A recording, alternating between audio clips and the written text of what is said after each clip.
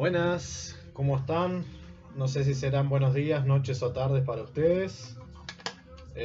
Aquí está oscuro, pero porque el día está oscuro y porque además la banda de sonido que acompaña este video es el disco Nocturama de Nick Cave.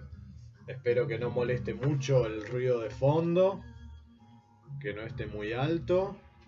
De hecho, por las dudas, lo bajo un poquitito. Bueno, tal cual lo prometido, en esta semana diacrónica les envío video donde en primer lugar me voy a referir a las tareas que han realizado. Eh, Prefiero primero ponerlo por acá y luego cada uno va a recibir su evaluación. Creo que en general,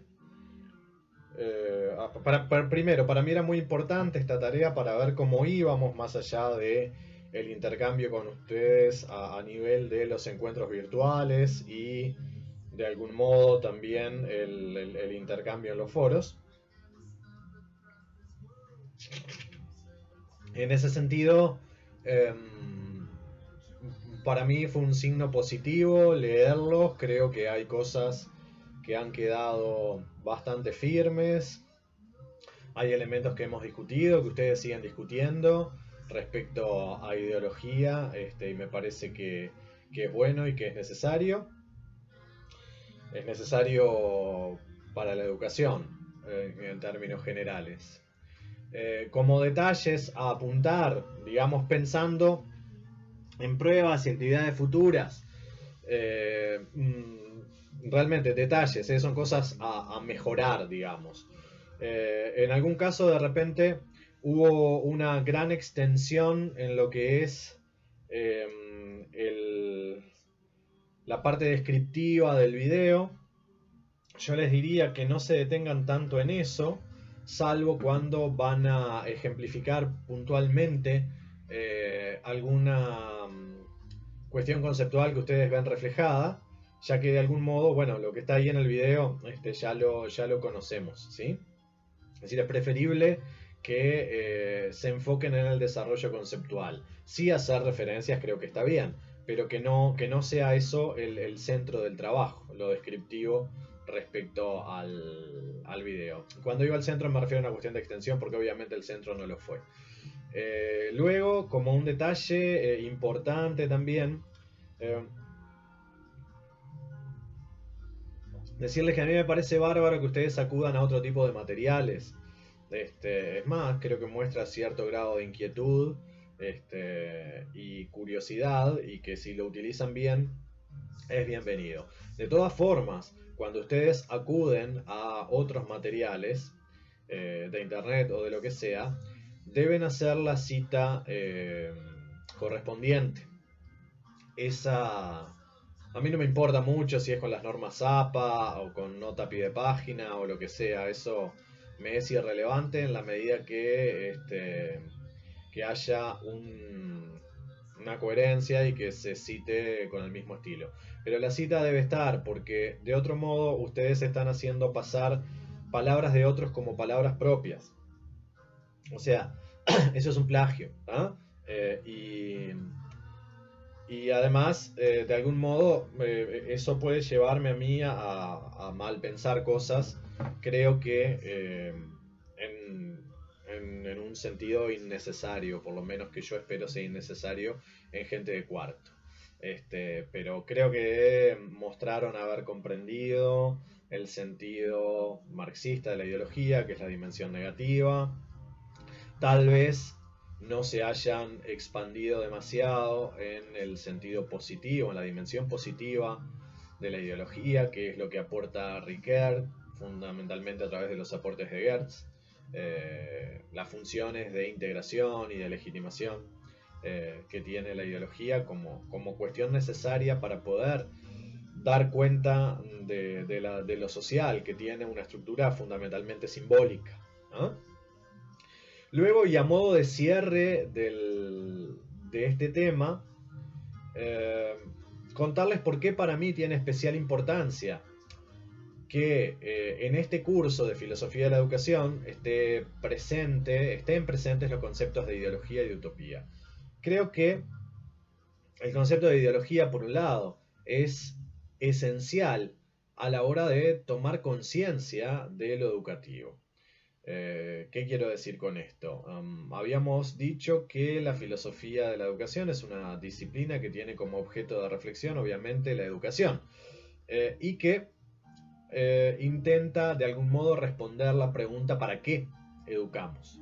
Bien, esto implica siempre, en tanto docentes, en tanto profesionales de la educación, que es lo que uno aspira que ustedes sean, y cuando digo profesionales de la educación, no me refiero solamente a lo que podría llamarse trabajo de campo, que sería el aula de forma directa, sino también a que puedan ser capaces de investigar, de producir conocimiento y de realizar, incluso en algún momento, funciones de extensión, es decir, aquello que está fuera del aula en la comunidad educativa.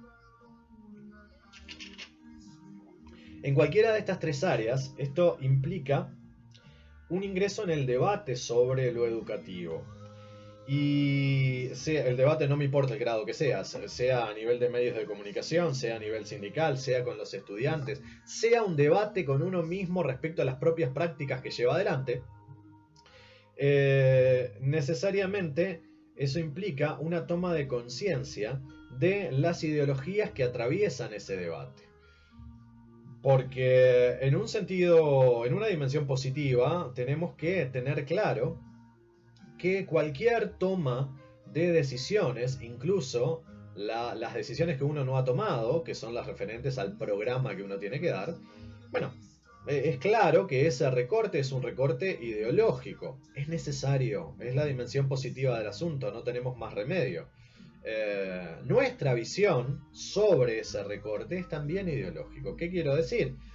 Nosotros vemos el mundo, vemos el programa que damos y luego hacemos un recorte de ese programa en base a nuestra libertad de cátedra desde el lugar en el mundo en el que estamos parados, y no lo digo en un sentido geográfico solamente, sino desde nuestra visión del mundo. Esa visión del mundo es ideológica y no hay que renegar de ello. Es de algún modo algo que uno podría discutir con Novick cuando propone esto de gestión e ideología. De algún modo, lo que está proponiendo Novick en este sentido que nosotros estamos discutiendo, que es desde la dimensión positiva que ofrece Riquet, nos permitiría decirle, bueno, mire, lo que usted está diciendo cuando confronta gestión con ideología sería algo así como la ideología de la gestión versus otras ideologías. O lo que nos permitiría decirle a Sturla, cuando habla de la ideología de género, que en todo caso lo que él está diciendo es que tiene una ideología, llamémosle ideología de la heterosexualidad o ideología religiosa, lo que sea, que quiere confrontar con algo llamado ideología de género. Luego tenemos que entender que en el sentido negativo, es decir, el sentido marxista, la ideología también tiene una dimensión perversora, destructiva, patológica. Esto es cuando queremos imponer una única visión de la realidad como la privilegiada, es decir, como la que es efectivamente lo real, desprovista de intereses, desprovista de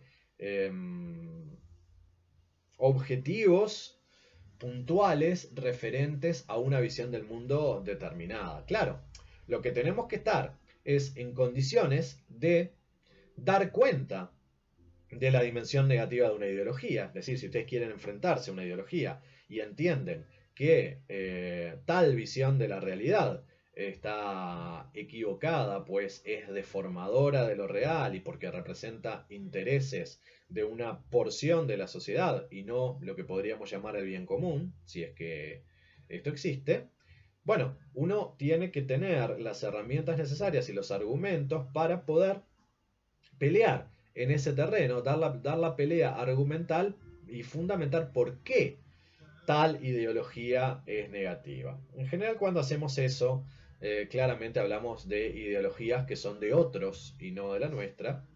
en ese sentido que mencionaba Riquet. Es ese sentido bajo el cual cuando entendemos que lo ideológico es negativo y que es patológico, es algo que es de otros y que muchas veces no suele ser uniforme, sino que es de otros que no sabemos muy bien quiénes son, más allá de que exista de repente algún portavoz de una ideología. Y creo que, insisto en esto, captar lo ideológico y poder discutir sobre ello es imprescindible en este sentido.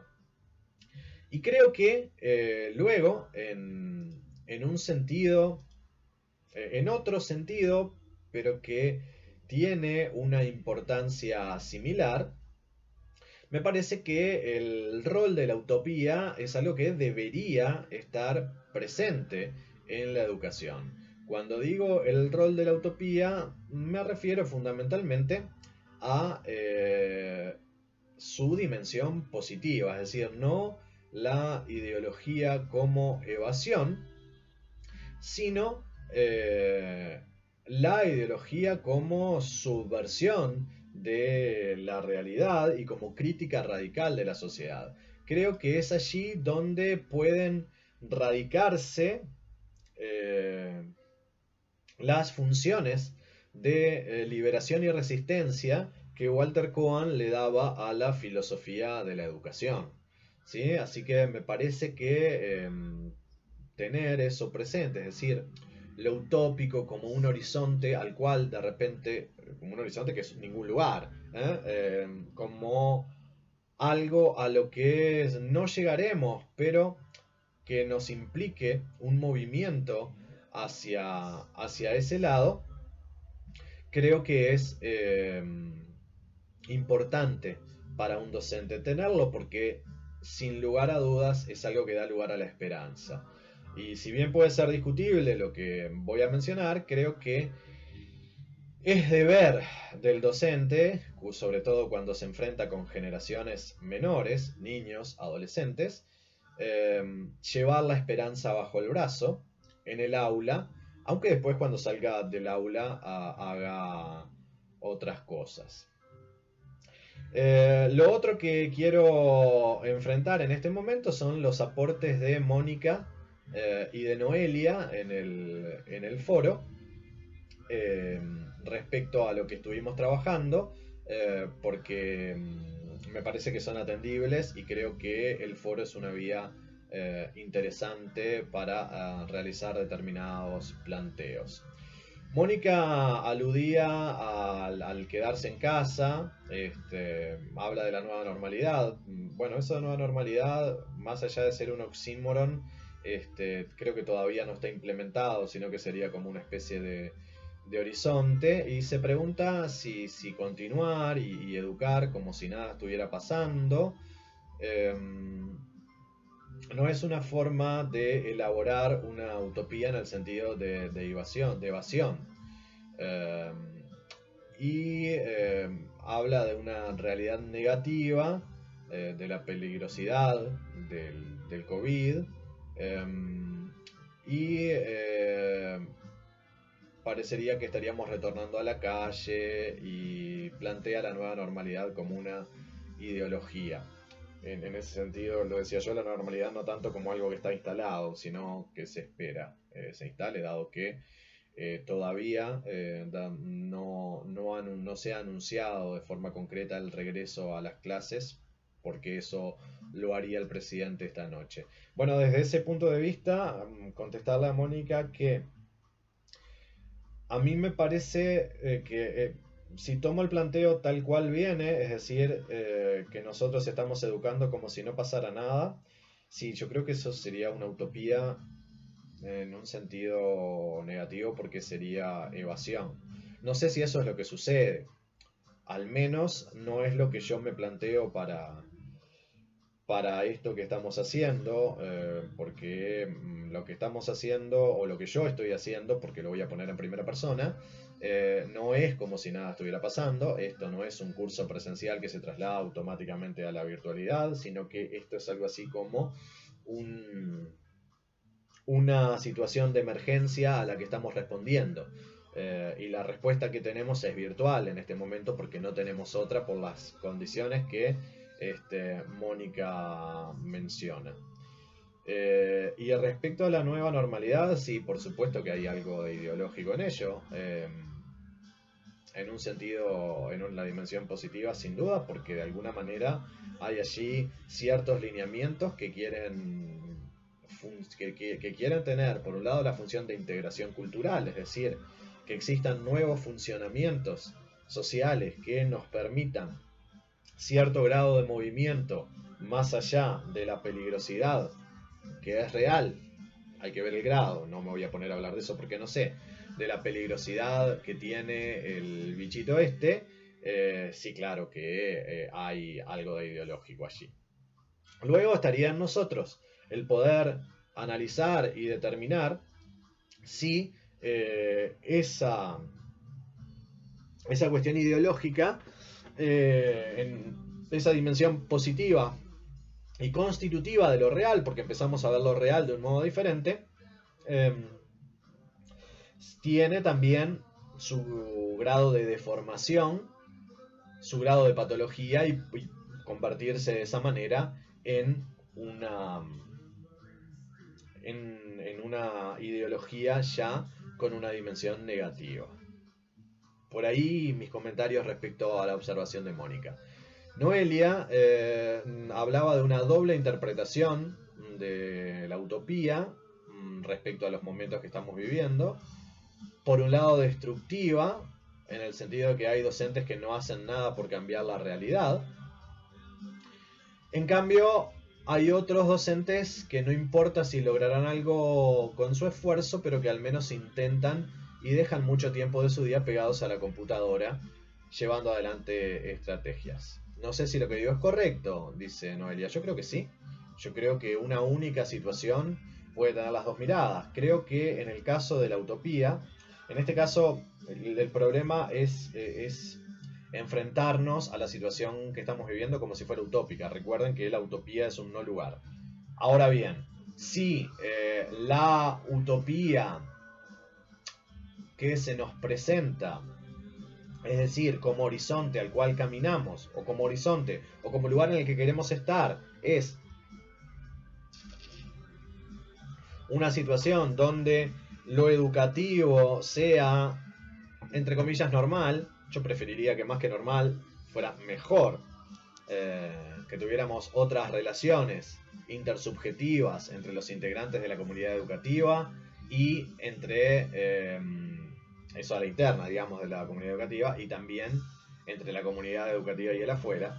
Eso sería algo así como mi utopía, que podamos tener otro tipo de relación, la relación humana. Pero bueno, supongamos que la utopía queda más que nada como un horizonte signado por que se den aprendizajes y enseñanzas más o menos normales, supongamos eso, siendo muy grueso. Creo que esa misma utopía puede tener una valoración positiva o una valoración negativa dependiendo un poco de la actitud que se tenga ante ella. Es decir, si esa utopía de algún modo nos hace que nos estemos moviendo para cambiar las condiciones que estamos enfrentando, porque no se trata solo de hacer lo posible dentro de las condiciones, sino que se trata de modificar las condiciones para modificar la situación de fondo, tendría un sentido positivo, ya que de alguna manera estaríamos subvirtiendo la realidad. En cambio, si esa utopía es algo así como, bueno, hacer como si no pasara nada, tomando las palabras anteriores de Mónica, estaríamos frente a estrategias de evasión, digamos, ¿no? Como una especie de confort, como algo que me da consuelo, pero no hago nada para modificar la realidad que estamos atravesando. Así que creo que la lectura de Noelia es correcta y muy interesante, al igual que el planteo que hace Mónica en el foro. Voy cerrando por acá porque se me fue muy largo. Ya estoy llegando a los 20 minutos. El objetivo era que fueran unos 15. Decirles que vamos a empezar a trabajar con el texto La educación después de Auschwitz, que es un texto que tiene mucho que ver con este mes de mayo, con lo que pasó ayer, 20 de mayo, con la marcha del silencio, y que de alguna manera tiene mucho que ver también con lo utópico y con lo ideológico. No es un texto largo, yo les subí el libro entero porque me parece que no para que lo lean entero, como sí tienen que hacer con El maestro ignorante, recuerden eso, sino porque si tienen el libro entero mejor y ustedes ven lo que hacen. Pero el texto La educación después de Auschwitz no es un texto largo, les pido que lo lean y que en ese sentido pensemos para arrancar el encuentro del próximo miércoles en 3 preguntas y si quieren lo vamos discutiendo ya en el foro. ¿Cuáles son esas 3 preguntas? La pregunta 1 es sobre el texto mismo, que es ¿para qué hay que educar? ¿Sí? Me parece que es un texto que enfrenta directamente esa pregunta. ¿Para qué educar? Y las otras 2 preguntas es algo así como un combo de 2 en 1 porque es la misma.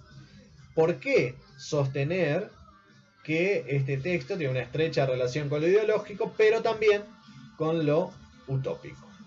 Les mando un mate, queda esto subido, van a ser subidas las tareas, la corrección de las tareas en el correr de este día. Pero lo primero que va a aparecer es este video eh, que espero no los haya aburrido demasiado. Cordial saludo y a cuidarse.